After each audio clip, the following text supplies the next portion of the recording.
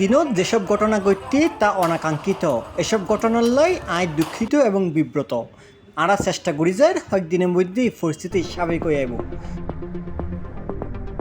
সহিংসতার ঘটনা যে বা যারা জড়িত তারার বেগুনেরে আইনের আওতাত আনাইব বলে জানাইয়ে সেনাপ্রধান জেনারেল ওয়াকারুজ্জামান। কমান্ডারদের সাথে জিওসিসদের সাথে কথা বলেছি।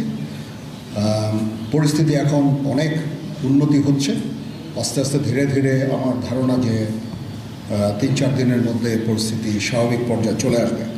তবে যারা এই সমস্ত অপরাধ করেছে তাদেরকে আমরা ছাড় দিব না। অবশ্যই তাদেরকে তাদের বিরুদ্ধে আইন ব্যবস্থা গ্রহণ করা হবে। আগস্টের 7 তারিখ বুধবার বিএল ফোনে সোটার মিককে সেনা সদরে এক সংবাদ সম্মেলনে এসে পহত হয় তিনি। সম্প্রতি দেশের বিভিন্ন গুজব চলা লইরে সেনাপ্রধান জানায়, অনেক ধরনের গুজব চলছে। আমি জনগণকে আহ্বান করব এ ধরনের গুজবে যেন কান না দেয়। আমরা একটা চমৎকার পরিবেশে সুন্দরভাবে সবাই মিলে আমরা কাজ করে যাচ্ছি।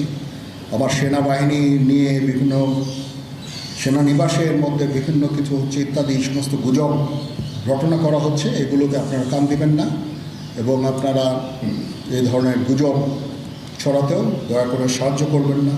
আমি জানি সবাই এটা ইচ্ছা করে করেন না, হয়তো আউট অফ প্যানিক আপনারা এটা করেন। এই জিনিসটা থেকে নিবৃত্ত থাকলে এটা ভালো হবে।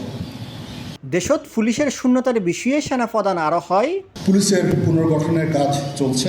এখন পুলিশ প্রধান একজন নিয়োগ দেওয়া হয়েছে। আমি নিশ্চিত যে পুলিশের মনোবল আবার ফেরত আসবে এবং পুলিশ একটা প্রফেশনাল ফোর্স হিসাবে ভালোভাবে তাদের দায়িত্ব পালন করতে সক্ষম হবে। আমি নিশ্চিত যে আমরা সবাই মিলে একটা সুন্দর C+ TV পরিস্থিতিতে চট্টগ্রাম ফেরত চলে আসতে পারবো।